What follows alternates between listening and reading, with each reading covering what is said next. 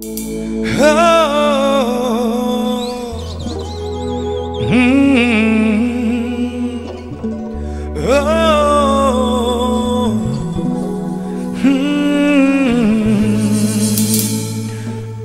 wa hangi bao không vì đâm lên chất khi ra ya rồi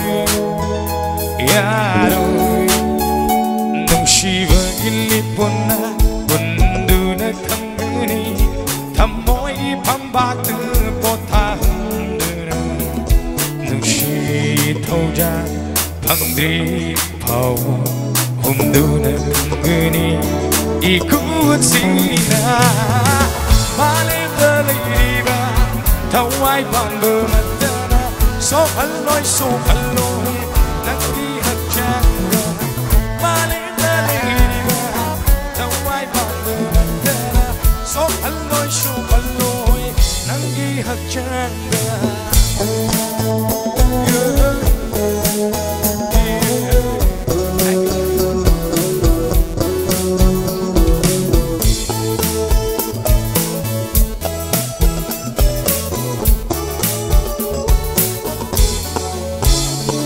Aduk fajabi nangi misnana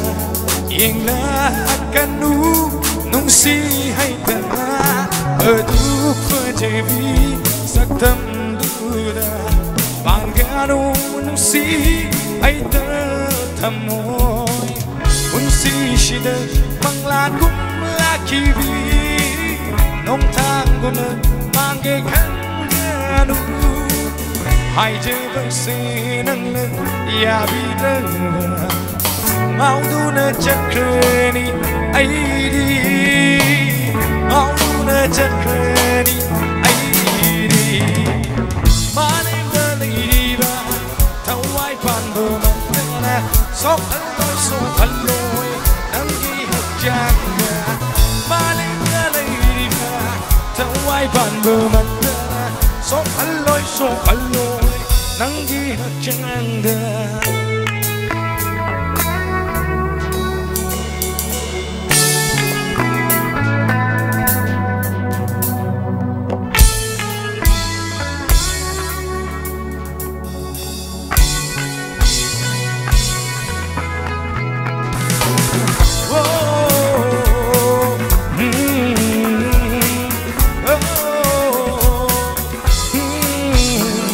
Âm bơ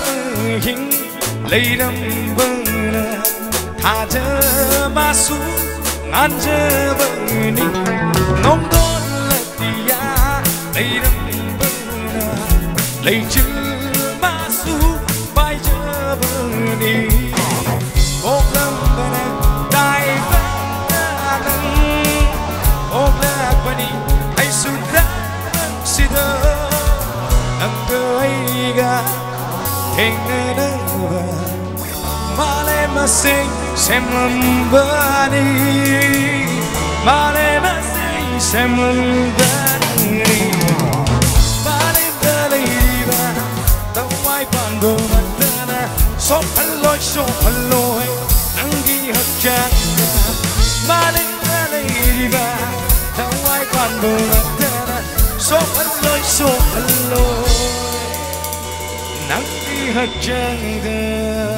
Hello,